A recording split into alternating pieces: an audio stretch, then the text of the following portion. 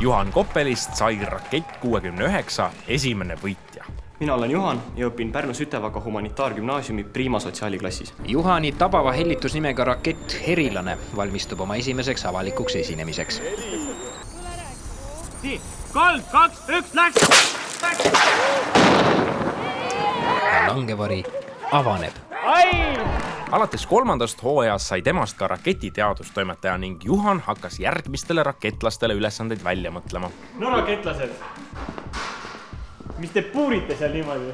Rakett 69 võitmine, isegi tegelikult osalemine on meeletult uksi avanud ja saan öelda, et minu selline tööelu läks ikka väga-väga kiiresti ja võimsalt käima. Selleks, et olla parem teadustoimetaja, läks ta pärast materjaliteadust õppima füüsikaõpetajaks. Täna innustabki Juhan kooliõpilasi loodusteaduseid paremini mõistma.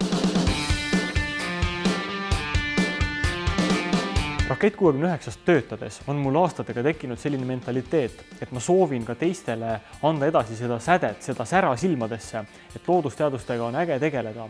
Ja selleks ongi loodud need ettevõtted ja selleks me oleme oma tegevusvaldkondasid laiendanud.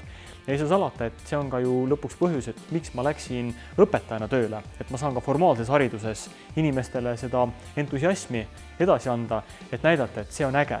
Sest lõpuks seeläbi me arendame oma ühiskond edasi, sest meil on väärt spetsialistid, insenerid, leiutajad, keda meil on hädasti vaja.